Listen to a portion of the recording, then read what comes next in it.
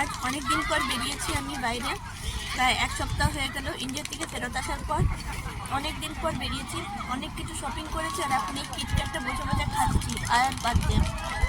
তো আগে শপিং করার জন্য যেতাম সেন্সবেরি, তো এবার কিছু আমার কেনার ছিল, শ্যাম্পু কেনার ছিল, তার জন্য ভাবলাম যে ক্রাউন পয়েন্টে আসি। তারপরে এসে ঘুরে ঘুরে দেখছি আমাদের ঘরের কাছে এত কিছু রয়েছে যে সেন্সবেরি যাওয়ার দরকার নেই।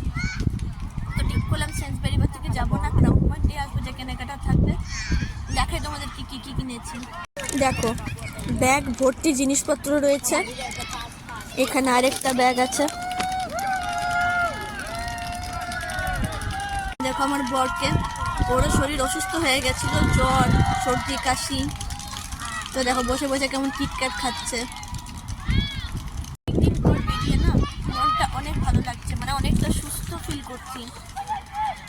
জ্বর সর্দি কাশি হলে তোমরা ভালো মতোই জানো যে কী অবস্থা হয়ে যায়। তো এখন খুব আরাম লাগছে, আরামদায়ক ওয়েদার।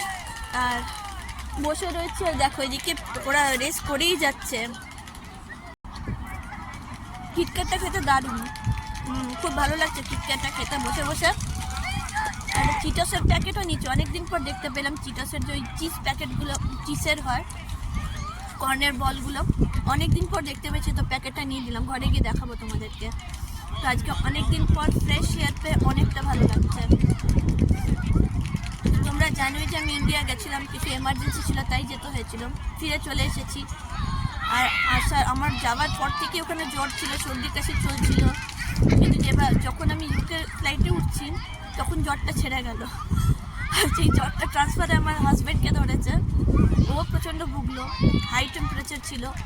এখন ভগবানের ইচ্ছায় একদম ঠিকঠাক আছে, জ্বর নেই, সর্দি কাশি রয়েছে। তো চলো দেখতে থাকো ভিডিওটা। আজকের দিনটা খুবই ভালো লাগছে, অনেকটা ফ্রেশ ফিল হচ্ছে। তো তার জন্য মাঝখানে ভিডিও দিতে পারছিলাম না। দেখো বয়স্ক মানুষেরা কেমন দৌড়াচ্ছে, দেখো।